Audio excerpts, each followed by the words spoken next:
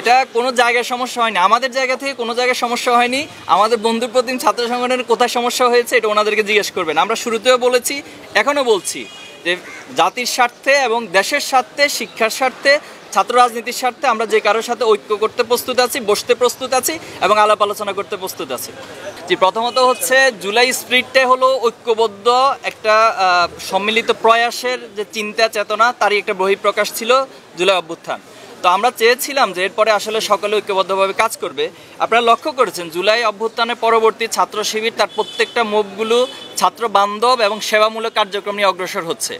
এবং সাধারণ শিক্ষার্থীদের সাইকোলজি বোঝার জন্য এবং তাদের পালস বোঝার জন্য আমরা প্রত্যেকটা ক্যাম্পাসে যাচ্ছি এবং সেখানে আস্ক শিবির, নো শিবির অথবা মিট দ্য বিলিয়ন্স, আমরা এর মধ্য দিয়ে শিক্ষার্থীদের পালসগুলো বোঝার চেষ্টা করছি এবং তারা যা চায় বাংলাদেশ ছাত্র রাজনীতির জন্য যে গুণগত পরিবর্তন হয় সেভাবে আমরা কাজ করে যাওয়ার জন্য চেষ্টা করছিলাম। কিন্তু আমাদের বন্ধু প্রতিম তারা আমাদেরকে প্রতিপক্ষ শব্দ ব্যবহার করে, আমরা বন্ধু প্রতিম শব্দটি খুব সচেতনভাবে ব্যবহার করে বলছি। ওনারা এই একই কর্মসূচি না নিয়ে ওনারা হচ্ছে শোডাউন, আগের স্টাইলে মিছিল মিটিং অথবা হল দখল, সিট দখল এই ধারার মধ্যে যাচ্ছিলেন। এই কারণে শিক্ষার্থীরা ওনাদেরকে অনেকটা প্রত্যাখ্যান করছে। তো এই কষ্টটা ওনারা শিক্ষার্থীদের উপর না উঠাতে পেরে অনেকটা আমাদের ছাত্র শিবিরের উপর সেই কষ্ট এবং ক্ষোভটা ওনারা উঠাতে গিয়ে মূলত এই বিরোধের জায়গাটা তৈরি হয়েছে। আমরা শুরু থেকে ওনাদের সাথে নয়াপল্টন অফিসে গিয়ে বসেছিলাম। তো এরপরেও অনেকবার আমরা ওনাদেরকে ইনভাইট করেছি, আসুন আমরা একটু বসি, কীভাবে ছাত্র রাজনীতির গুণগত পরিবর্তন আমরা করতে পারি, কিন্তু ওনারা আমাদের কোনো আহ্বানেই সাড়া দেন না। তো এই পরিস্থিতিতে আসলে দায়টা কাকে দিবেন এটা আপনারাই ঠিক করবেন।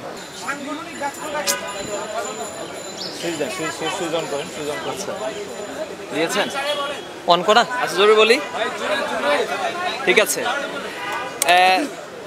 টঙ্গীতে যে ঘটনা ঘটেছে সেখানে মূলত তার ক্লাসমেট ছিল এবং তাদের একটা গ্যাং ছিল, কিশোরদের একটা গ্যাং ছিল, প্রায় ৬-৭ জনের গ্রুপ, এবং তাদের মধ্য থেকে কয়েকজন ছাত্র দলের সাথে সম্পৃক্ত ছিল। মূলত তার বন্ধু তাকে মেসেজ দিয়েছে যে আসো আমরা একটু চা খাই, এই কথা বলে তাকে নিয়ে গিয়ে তাকে সেখানে বেদড়ক, অর্থাৎ এখানে বাঁশপট্টি আছে তামিল মিল্লাত কামিল মাদ্রাসার গেটের ঠিক অপোজিটে। তো সেখানে তাকে অনেকক্ষণ মারধর করে এবং তাকে বিগত সময়ে যে কুয়েটের বিষয়ে ছাত্রদল বা এই সংক্রান্ত সে কেন পোস্ট দিয়েছে এই বিষয়গুলো প্রশ্ন করেছে এবং একটা পর্যায়ে তাকে ছুরিকাঘাত দিয়ে আহত করেছে, যেটা আমরা দেখেছি গণমাধ্যমে, সে রক্তাক্ত হয়েছে। পরবর্তী তার চিৎকার শুনে পার্শ্ববর্তী কিছু পথচারী তাকে সেখান থেকে উদ্ধার করে এবং তার সাথে সেখানে তার বন্ধু মামুন যে ছাত্রদল কর্মী, আমরা অনেকগুলো ডকুমেন্টস পেয়েছি এবং তাকেও গ্রেপ্তার ধরে রাখতে সক্ষম হয় এবং থানায় গিয়ে তার বিরুদ্ধে মামলা করা হয়। তো এটি মূলত সেখানকার ঘটনা ছিল। আচ্ছা, ধারণটা কিভাবে করতে হয় এটা ওনার কাছ থেকে আগে আমাকে ব্যাখ্যা জানতে হবে কিভাবে ধারণ করতে হয়।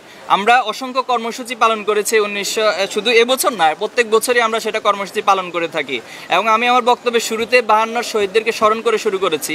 এরপরে কিভাবে ধারণ করতে হয় এটা ওনার কাছ থেকে একটা লিখিত স্ক্রিপ্ট আমাকে দিবেন, আমরা সেভাবে করে ধারণ করার চেষ্টা করব। আমরা ঢাকা বিশ্ববিদ্যালয়ের মসজিদে দোয়া অনুষ্ঠান আয়োজন করেছি এবং প্রত্যেকটি ক্যাম্পাসে দোয়া অনুষ্ঠান আয়োজন করেছি এবং ভাষা শহীদদের কবর জিয়ারত করেছি। আমরা মনে করি ইসলামিক মূল্যবোধের জায়গায় ভাষা শহীদদের জন্য এটি সবচেয়ে উত্তম কর্মসূচি এবং আমরা সেটাই করার চেষ্টা করেছি এবং আমাদের অসংখ্য শাখাগুলোতে আলোচনা সভা থেকে শুরু করে বিভিন্ন প্রতিযোগিতা সকল কিছু আমরা আয়োজন করেছি। সেটা তো আমরা বারবারই বলে আসছি যে যেটা হবে সেবামূলক কর্মসূচি, যেটা হবে শিক্ষা বান্ধব এবং সেখানে ছাত্ররা ভবিষ্যৎ বাংলাদেশ কীভাবে পরিচালিত হবে, কীভাবে বাংলাদেশ পলিসি মেকিং করবে, সে ডিবেট হবে, সেই পলিসি মেকিংয়ের জন্য তারা অংশগ্রহণ করবে।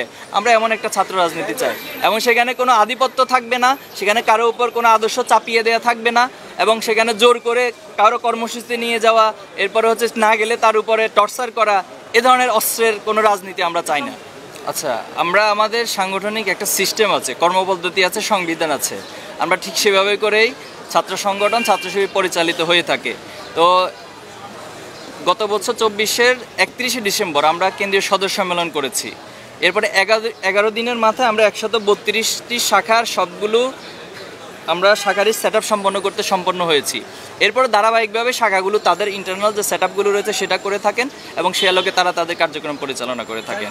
এখন প্রশ্ন হচ্ছে এই 6 মাসে অপর যে সংগঠনগুলো রয়েছে তারা কতটি ক্যাম্পাসে কমিটি দিতে পেরেছে। তো তারাই যদি আবার যে অভিযোগগুলো করেন সেটা যদি আবার আপনারা আমাদের কাছে রিপ্লেস করেন তাহলে এই কম্পারিজন, এটা তো ইনসাফ হলো না, এটা একটা বেইনসাফি প্রশ্ন হলো। যে এটা শেষ করে জি, উনি ছাত্র সংসদ নিয়ে নির্বাচন করেছে। দেখুন, আমরা শুরু থেকে বলে আসছি, গণমাধ্যমে ইতিপূর্বে অনেকবার বলেছি যে ছাত্র সংসদ নির্বাচন এটি শিক্ষার্থীদের দাবি এবং দীর্ঘদিন এই ছাত্র সংসদ নির্বাচন না হওয়ার পিছনে মূলত ফ্যাসিবাদী রাজনীতিটা দায়ী ছিল। যেহেতু ফ্যাসিবাদের বিলোপ হয়েছে, এখন ছাত্র সংসদ নির্বাচনের মাধ্যমে ছাত্ররা, শিক্ষার্থীরা তাদের প্রকৃত প্রতিনিধি নির্বাচন করবেন, এটাই খুব স্বাভাবিক। কিন্তু আমরা দেখছি যে আমাদের বন্ধুপ্রতিম সংগঠন তারাই নির্বাচন চায় না। কেন চায় না? তারা বলছে এখানে সংস্কার প্রয়োজন। এরপর হচ্ছে আমরা জাহাঙ্গীরনগর বিশ্ববিদ্যালয়ে দেখেছিলাম যে ওনারা একটা ডেটও ঘোষণা করছে সম্ভাব্য তফসিল ঘোষণার জন্য, কিন্তু পরবর্তীতে সেখানকার ভিসি তিনি বললেন যে ছাত্র সংসদ নির্বাচন দিলে নাকি লাশ পড়বে। তাহলে এই প্রশ্ন কেন উত্থাপিত হচ্ছে?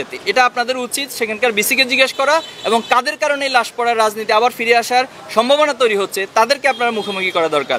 আমরা খুব স্পষ্টভাবে বলছি যে ছাত্র সংসদ নির্বাচন দ্রুত হওয়া দরকার, এবং এটার মাধ্যমে শিক্ষার্থীরা তাদের প্রকৃত প্রতিনিধি পাবে, এবং যেই প্রতিনিধির দায়বদ্ধতা সকল শিক্ষার্থীদের কাছে থাকবে।